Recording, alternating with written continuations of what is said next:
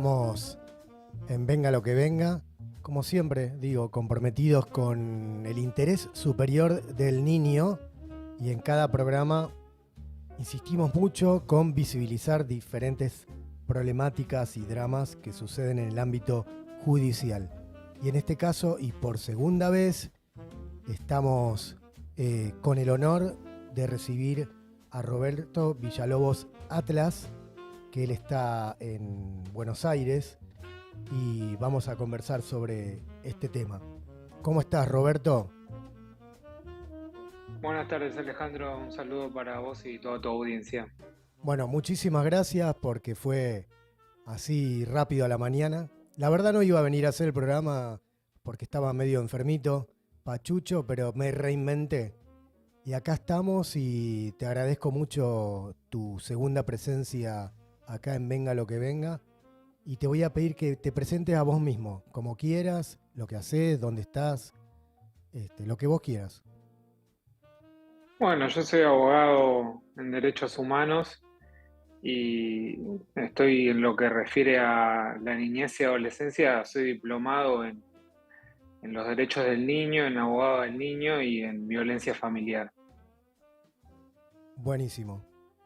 Bueno, a ver, hablemos de abogado del niño. ¿Cuándo esto fue creado? Si da resultados. Yo había escuchado alguna vez, más que nada cuando entrevisté a María Fátima Silva, una abogada que aparece a veces en televisión con Paulino Rodríguez, hablar del concepto de abogado del niño, en el cual el niño no tiene la decisión, pero sí hay una obligación de que sea escuchado. ¿Es así? ¿Cómo es? Desasname vos con esto. En realidad el niño siempre debe ser escuchado, ¿no? Y eso va de acuerdo al grado de madurez que tiene el niño, niña o adolescente. Entonces, a mayor madurez, mayores decisiones puede tomar. Es decir, nosotros siempre decimos que el niño tiene los mismos derechos que tiene un adulto, pero con el plus de ser niño, ¿no? Ujú. Relativamente es una figura moderna, ¿no? De los nuevos tiempos que se utiliza poco. Generalmente se tiende a, digamos, como a denostar este instituto, ¿no? Y bueno, no, imagínese que nadie escucha a los adultos menos a los niños, ¿no? Y vos recién hablabas del interés superior del niño. ¿Y qué es el interés superior del niño? Justamente es qué es lo mejor para el niño y quién dice, quién sabe qué es lo mejor para el niño, ¿no? Entonces ahí entramos en una discusión donde generalmente esto se da en el marco de un litigio con posiciones totalmente antagónicas y controvertidas. Entonces, la realidad es que alguien que lee un expediente y muchas veces lo lee mal Ujú. o sin ganas, imagínate que no puede interpretar cuál es la realidad y qué es lo mejor para ese niño, niña o adolescente. Es cierto, porque ¿quién puede decir esto es lo mejor? Y sin ahondar en en la singularidad de cada caso. Porque, a ver, yo vengo leyendo mucho que el cuidado personal compartido es lo mejor, pero también hay que ver en cada caso, esta es opinión mía, Roberto, si en X situación conviene o no que sea compartido, que yo creo que la tendencia es que sí, si todo va normalmente. Normalmente me refiero que no hay peligro para el menor que esté con alguna de las partes, de papá o mamá.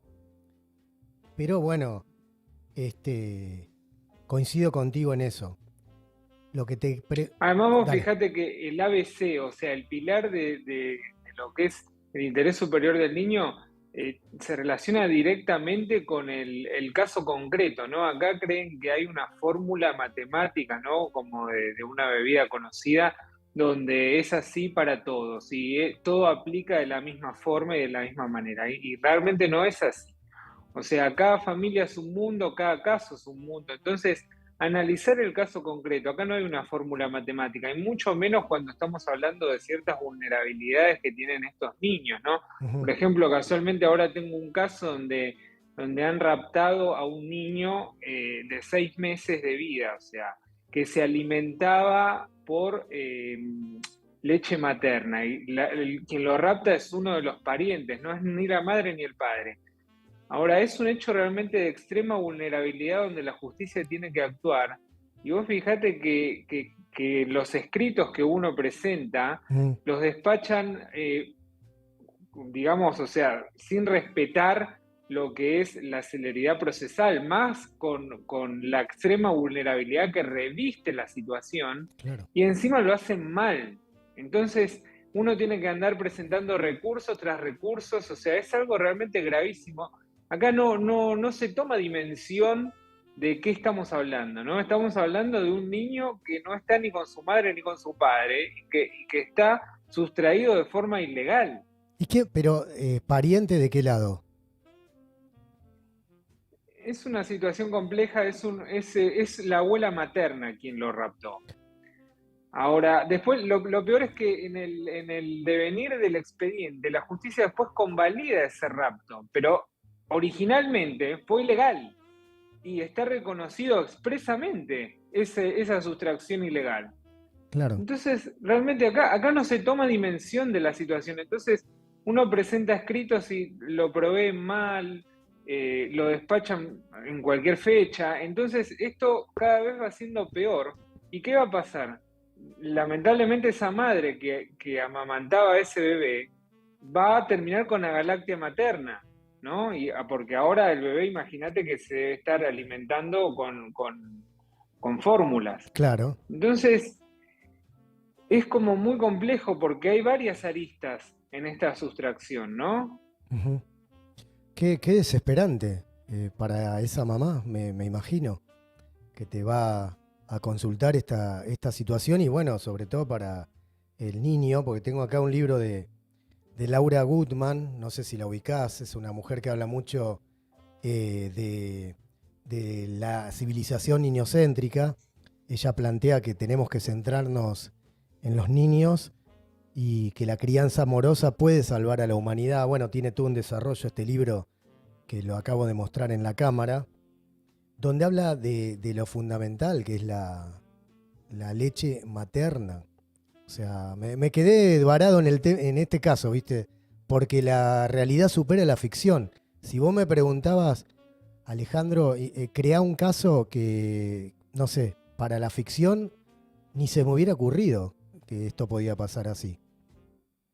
Bueno, es un caso donde hace un mes estamos tratando de revocar la resolución judicial que convalida ese rapto, aparentemente por connivencias entre la obstructora y funcionarios del Poder Judicial. Entonces, es una situación muy compleja, donde uno dice, ¿qué es lo mejor para el niño? No vamos al interés superior del niño. ¿Y qué es lo mejor para ese niño? ¿Estar alejado de ambos progenitores? ¿Alimentarse por fórmula? Sobre todo desde el punto de vista psicológico, que vos lo debés saber mejor que yo. Sí, sí. Directamente apartar abruptamente a un niño de 6 meses de vida de su seno materno y paterno, y eso está convalidado por la justicia. Ese es el punto que te iba a preguntar y después vamos, cambio para otro lado. Va, no, para este mismo de los tiempos procesales. Eh, ¿Por qué la justicia convalida algo así? Convalida es que acepta que lo da por válido, estoy entendiendo. Exacto, lo convalida, bueno, por una serie de denuncias ante la Oficina de Violencia Mm, Doméstica, mm, que también es relativamente nuevo, fue creada por la Corte Suprema de Justicia de la Nación. sí, Aquí en la ciudad de Buenos Aires, uno va, hace una denuncia en la Oficina de Violencia Doméstica y automáticamente el juez civil ordena medidas de protección, ¿no? Eso es lo que se sí. conoce en la jerga como perimetral, que en realidad es una prohibición de acercamiento. Y después, bueno, por evaluaciones así aisladas que no tienen ningún sustento ni ningún fundamento, o sea, legal y científico. Comprendo.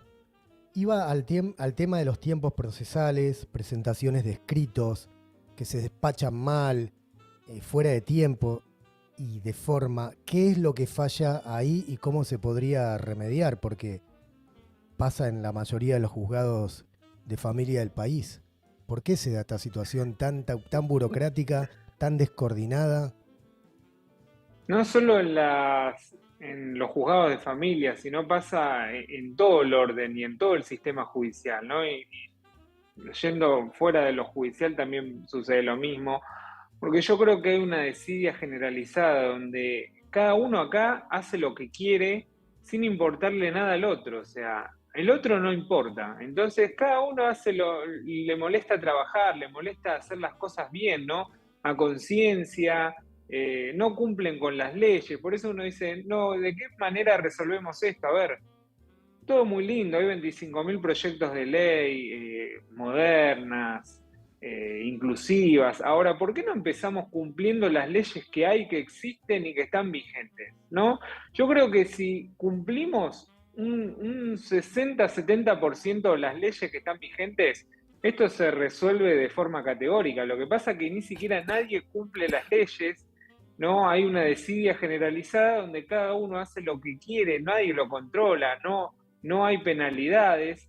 Entonces digamos, hay una impunidad generalizada, ¿no? Esta impunidad que existió en nuestro país a nivel nacional Sí. en algún momento, ahora existen los civiles. Esta impunidad donde vos decís, no, pero escúchame, esto es así, no me importa, pero mira que voy a iniciar acciones legales, no me importa, o sea, con una total caradurez, que esto me ha pasado incluso en oficinas públicas del Estado, ¿no? Sí. Digo, esto está mal, tiene que haber algún responsable, alguien que se haga cargo, nadie se hace cargo de nada, las cosas funcionan mal, ¿no? Perjudican a un tercero y nadie se hace cargo y dice, bueno, pero mirá que voy a iniciar acciones legales, iníciela, o sea, a nadie le importa nada. Después cuando le iniciás la acción legal, ya ahí cambia la situación. Entonces tenés que estar con el peso de la ley todo el tiempo y aún así, con el peso de la ley, te ponen escollos y trabas y generalmente no destraban la situación, entonces es desgastante y el tiempo que te insume y los remedios procesales que tenés que aplicar en cada una de esas instancias termina siendo algo de un tiempo que es inimaginable. Vos sabés que esto que me decís, lo habíamos conversado la otra vez, sobre todo el tema de que las leyes, pues yo te había consultado, te había dicho, te había comentado de un grupo de papás que querían hacer ajustes a la ley 24.270 y que estaban buenísimos, pero vos me dijiste algo muy sabio aquella vez que lo repetís nuevamente, que es que se cumpla lo que hay, después vamos por más en cada ley, pero si ni siquiera se cumple lo básico, si ni siquiera se cumplen las leyes, y en eso coincide el doctor Fernando Castiñeiras, que a veces lo entrevisto cuando hablamos de ley Lucio, demás, que todo están bien, pero hay leyes para que estas cosas no pasen o sean sancionadas. Y le quiero poner el énfasis a esto que decís, porque coincido 100% y agrego que cuando hay injusticia, cuando hay tanta dilación,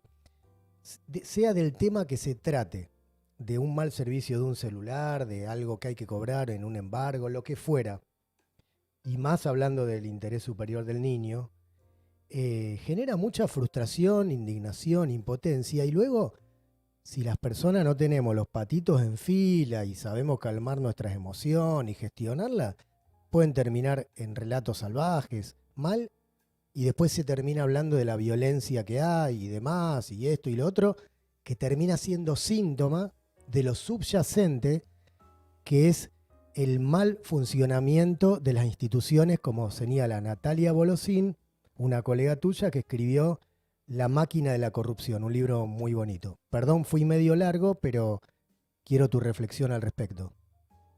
La ley de impedimento de contacto, ya que estamos hablando de eso, no se cumple. No solo que no se cumple, no se cumplió nunca, Ujú. sino que ahora hay un proyecto de ley para derogarla. Con Sí, esto de la violencia de género, la violencia familiar, que está bien que exista, que están bien las medidas que se toman, pero me parece como que ya están siendo, digamos, yendo para un extremo que lamentablemente nos va a perjudicar a todos, ¿no? Y eso tenemos que poner énfasis en que hay un niño de por medio, esto del interés superior del niño, que en este caso no se aplicaría a la ley 24270 porque es una abuela quien está sustrayendo a ese niño, pero realmente no se cumple ni siquiera si es un progenitor el que lo hace. Entonces, no solo que no se cumple, sino que quieren derogarla. Entonces, me parece que ponernos a discutir una nueva ley o reformas a esa ley cuando ni siquiera se cumple la vigente y encima quieren derogarla, o sea, me parece que el camino hay que canalizar las energías por otro lado y con casos testigos y concretos de que esto es una realidad que vulnera los derechos de niñas, niñas y adolescentes. Yendo a la defensa del consumidor, es gravísimo lo que sucede en la actualidad acá en Ciudad de Buenos Aires, directamente la defensa del consumidor de la ciudad se toma la audiencia a una persona que ni siquiera es abogada, que parece como, no sé, recién salida del frasco porque no tiene ni idea de qué está hablando. No, obviamente las empresas saben esta situación, tienen conocimiento de causa y lo que hacen es evadir, ni siquiera se presentan, el acta de cierre no te sirve para nada, entonces tenés que iniciar una acción legal. Cuando inicias una acción legal, en el mejor de los casos, llegás a un acuerdo y ¿qué hacen las empresas? Lo incumplen ese acuerdo, entonces después tenés que acudir a la justicia nuevamente, ya directamente haciéndole un juicio donde el juez te empieza a pedir, por ejemplo, me ha pasado, que Sí, te empieza a pedir el acta firmada hológrafamente, pero estamos en pandemia, las mediaciones son digitales, no existe la firma hológrafa, porque no va, ¿entendés? Porque claro. el procedimiento es así, y por la acordada de la Corte, entonces, y te demoran el proceso, le pedís embargos preventivos y te dice, no, a ver, fúndelo. Parece como que recién estás volviendo a estudiar Derecho, ¿viste? El Derecho de las obligaciones, que lo ves en primer año, a ver, ¿por qué está fundando una medida cautelar? O sea, entonces vos imaginate que un usuario o consumidor Sí. termina cobrando esta situación en el mejor de los casos en 2 o 3 años, algo que debería haber cobrado hace un montón de tiempo y con la inflación que hay en el país, termina cobrando 2 pesos. Sí, termina Entonces, siendo esta es la justicia que tenemos. Y la decía también la vez en la defensa del consumidor.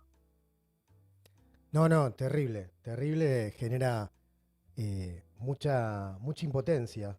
Porque no es solamente Impunidad, impunidad, claro. impunidad porque la empresa firma un convenio y lo incumple, después vos le iniciás juicio y empieza a decir, no, que la caradurez que tienen de decir, no, lo cumplí y es mentira, cuando hay pruebas de por medio, o sea, la verdad que es una impunidad total, yo lo defino con una sola palabra, impunidad.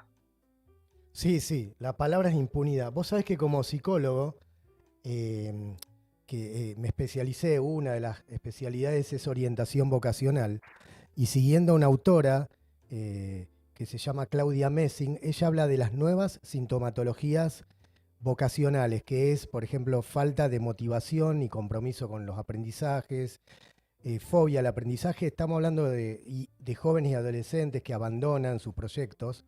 Y una de las causas que ella resalta, además de cuestiones familiares que ahora no voy a ahondar, es justamente la injusticia, la impunidad que los jóvenes ven y los desmotiva. Entonces, ¿qué sociedad, qué comunidad estamos creando con esta impunidad? ¿Hacia dónde vamos? Es lamentable, recién asocié una cosa con la otra. El tema es cómo salimos de esto, Roberto, porque el Estado tiene que ser garante de poner límites a estas situaciones. ¿A quién apelamos? Porque la justicia por mano propia no va, que hay que seguir perseverando. ¿Cuál es el camino que vos ves? Y la otra cosa que omití decir Sí, es que aquellos que estamos hablando de empresas multinacionales, ¿no? sí, Multinacionales que tienen fortuna en sus patrimonios, sí. donde contratan a un apoderado que no tiene la mínima idea del funcionamiento de la empresa. Entonces, vos le planteás una situación y te dice, lo tengo que consultar. A Mm, ver, pero entonces, ¿para qué estás acá? Porque si todo tenés que consultar, no, tenemos que ir a otra audiencia. Vas a otra audiencia, dice, ay, lo tengo que consultar, y así, y a otra audiencia, y así sucesivamente, porque no tiene poder de decisión. Son apoderados que no tienen la mínima idea del funcionamiento de la empresa. Entonces, estamos en una situación, y respondiendo a tu pregunta, sí, que tiene que ver con una cuestión cultural. ¿no? Una cuestión cultural y una desidia generalizada a nivel nacional en todos los órdenes de la vida, ¿no? Y es importante la educación que uno recibe en su casa. Tengo otro caso donde en una situación conflictiva familiar, una madre critica a su hija por ciertas situaciones de violencia y demás. Ahora, apelando a la psicología, ¿no? Y para concatenar todo esto del derecho con la psicología, me decía un perito psicólogo, ¿quién crió a esa hija? Esa madre que hoy critica. O sea, ella es responsable. Si la hija es así como dice, ella fue quien la crió. Ella fue quien le brindó educación. Ujú. Entonces, ¿qué grado de responsabilidad tiene esa madre sobre esa hija? ¿No se estará proyectando a sí misma? ¿No? Y esta cuestión para mí se resuelve con una educación, con un orden, ¿no? El derecho rige el orden de la sociedad y sin Sí. embargo parece que cada uno hace lo que quiere en todos los órdenes, ¿eh? En todos los órdenes de la vida. Y cuando vos implementás la justicia, también la violan, también la vulneran y vulneran justamente a los indefensos, a los que no tienen voz, que son los niños. Sí, sí, por supuesto. Te hago una consulta. ¿Vos creés en la alienación parental? ¿Dirías que existe? Por supuesto. Bien. Sí, totalmente, existe. Bueno, yo coincido también y me llega, vos sabés que me llega una noticia que la manda, no sé si lo ubicás, al creador de la ley Alejo, el diputado del proyecto, ¿no? Eduardo Cáceres. ¿Escuchaste hablar de él? Sí, sí, escuché hablar de sí. Bueno, me manda una noticia donde, perdón que te salto otro, estamos dentro de lo mismo, ¿no? Dice, la Corte anuló la suspensión por mala praxis contra la psicóloga de Anivi. No sé si Anivi es un nombre de una niña o de alguna institución. Inés Rodríguez había sido inhabilitada por 6 meses por inducir respuestas de menores en cámara GESEL. La Corte de Justicia anuló la resolución que emitió en 2020 el Tribunal de Disciplina del Colegio de Psicólogos, por la cual Inés Rodríguez, principal referente del Centro de Abordaje Integral de Niños, Niñas y Adolescentes, Víctimas ANIVI, había recibido el castigo de suspensión por 6 meses del ejercicio de la profesión. Y la sanción surgió porque la entidad entendió que la psicóloga incurrió en mala praxis al inducir la respuesta de menores en cámara GESEL. O sea, vos fijate lo que es la impunidad de... Llega a la corte, no sé por qué, iba a decir una mala palabra, por qué la corte da de baja la suspensión de 6 meses nomás. Para mí tendría que... Te descubrieron eso por lo menos 5 años, por lo menos. O sea, hay una impunidad, como vos decís, me estoy quedando con eso de lo que estamos hablando. La impunidad.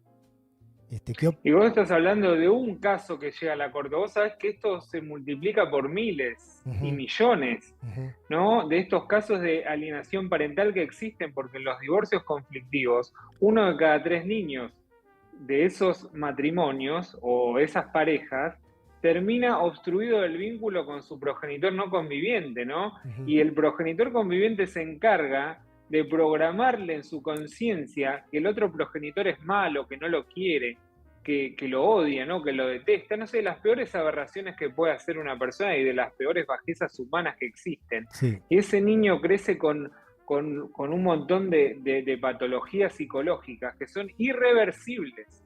Incluso en su vida adulta esto es peor, en la adolescencia se pronuncia, vos deberás tener más información al respecto, ¿no? Sobre los efectos nocivos que producen la psiquis del niño esta obstrucción de vínculos. Ahora vos hablás de alienación parental y le agregan la S, empiezan a hablar del síndrome, de que no es un síndrome de la OMS, del nomenclador de enfermedades, de Richard Garner, que era pedófilo, o sea, toda una situación. Por eso yo siempre digo, y tengo varios artículos al respecto, digo, acá no le querés llamar SAP, no le querés llamar alienación parental. Yo puntualmente hice un artículo donde lo denomino direccionamiento indebido, ¿no? Entonces nadie me va a venir con Richard Garner ni con nadie, porque esto existe, es una realidad ujú, que está vulnerando los derechos del niño y que los está destruyendo como seres humanos, ¿no? Porque esos niños, niñas y adolescentes que hoy son obstruidos y alejados de una parte de la familia, le están quitando el derecho a la identidad, ¿no? Yo que soy defensor de los derechos humanos, qué Ujú. mejor que tener una identidad propia, saber quién es tu padre, tu madre, tu línea genealógica. Estos niños crecen pensando que el padre o la madre es malo, que los odia, los detesta, y esos son los resultados, ¿no? Y ese progenitor, qué mal habla de él, ¿no? Ese progenitor alienante y su círculo íntimo, este círculo que rodea al obstructor, es peor todavía, ¿no? Porque ellos le aplauden, le festejan como focas, ¿no? Algo que está haciendo en detrimento de ese menor, en detrimento de esa niña, niño o adolescente, ¿no? Esa connivencia que tienen. El círculo íntimo que rodea al obstructor es igual de cómplice son cómplices claramente, pero es igual de dañino que ese obstructor que lo obstruye. Vos sabés que estoy emocionado en el buen sentido. Primero te voy a pedir que me mandes los artículos, por favor, así los distribuyo, los leo, los distribuyo, los que escribiste. Eh, Acá, matar al mensajero, ¿viste? No importa si dijo la verdad, es pedófilo, lo empiezan a ensuciar, o si fuera verdad, ¿qué importa? Vamos a suponer, ¿y qué? ¿Por eso no existe algo que el hombre dijo? Eso es básico en psicología. No, pero además, ¿qué tiene que ver Richard Garner con la alienación parental? Él creó el síndrome o hizo introducciones al síndrome de alienación parental. Ahora, ¿qué tiene que ver, decime, en el siglo en el que estamos viviendo, frente a divorcios conflictivos, que el progenitor conviviente obstruya el vínculo del no conviviente? ¿Cómo lo querés llamar? ¿Direccionamiento indebido? No sé, apartar al menor, no sé, ponele el nombre que quieras, pero es una realidad que existe, entonces no la podemos desconocer. Por ¿Y supuesto. cuáles son los efectos que produce en ese niño, niña o adolescente, ¿no? Efectos gravísimos. Vos sabés que leí un posteo, no me acuerdo de qué página O lo peor aún, perdón que te Sí, sí, interrumpa, sí. le hacen creer que el padre o la madre es otro, que el padre o la madre es otro, que no sé, como nació mujer que quería un varón, no sé, cosas que son realmente aberrantes, aberrantes. Y el niño cree que esto es así, entonces se empieza a confundir y dice, tengo dos mamás, tres papás, no sé, una situación rarísima que muchas veces es convalidada por un psicólogo en una terapia de revinculación, donde el psicólogo dice, no, sí, tiene dos mamás o dos papás. Yo la verdad que es una cosa, no la puedo concebir. No, no, es inconcebible, es inconcebible.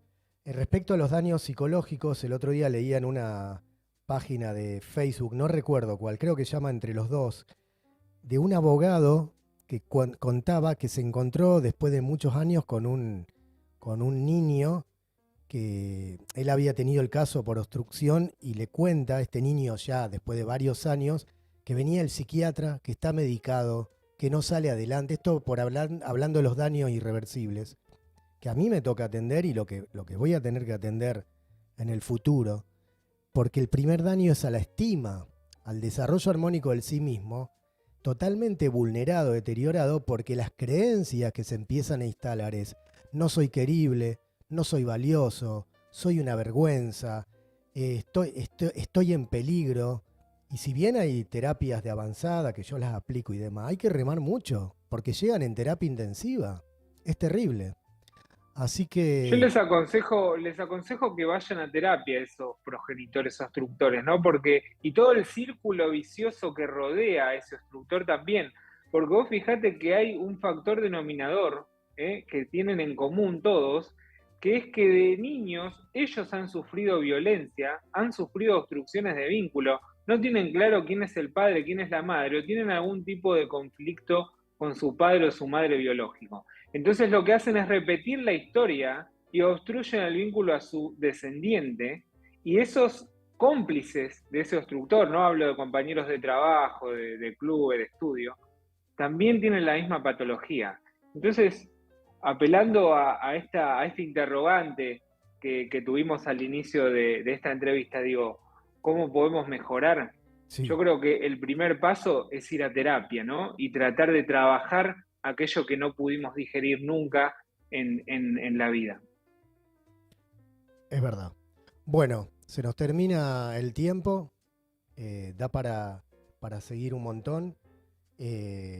Ojalá que podamos hacer que se revierta todo este estado de injusticia y de impunidad. Roberto, la verdad que Te agradezco un montón. Te noto indignado. Te noto indignado Muy y, indignado, y te muy indignado. y Y te comprendo. ojalá podamos ver, ojalá podamos vivir, ¿no? Para ver si esto realmente cambia. Y yo creo que tanto vos como yo estamos acá y estamos en lucha para que el día de mañana no pasen nuestros hijos y nietos lo que hoy pasan cientos y millones de padres, madres y familia extendida. Tal cual. Acá un oyente me pone, los artículos deben estar en internet, pasámelos. Una oyente que quiere tener acceso a tus artículos. Así que después me los pasás cuando tengas tiempo y yo los voy a distribuir. Sí, si no, están en mi página también villalobosatlas.com.ar, están Ah, bien, cargados ahí. bien, ahí le mando en el WhatsApp. Te mando un fuerte abrazo, después te mando la nota subida a YouTube. Muchísimas gracias nuevamente. Y no hay dos sin tres, así que Gracias a vos. en un tiempo volvemos a hablar. Esperemos. Esperemos que tengamos noticias positivas. Positivas. Excelente fin de. Muchas gracias, hasta Chao, luego. Roberto. Chau, chau. Bueno, muy buena entrevista. La verdad que cuando las personas están indignadas como que sale mejor porque se saca de adentro un montón de cuestiones que se ponen con mucha claridad sobre la mesa. Así que no más hijos rehenes, justicia, basta de impunidad, esto es insostenible, inaguantable, inaceptable. Tantos niños dañados, tantas familias dañadas, abuelas, abuelos, padres, madres.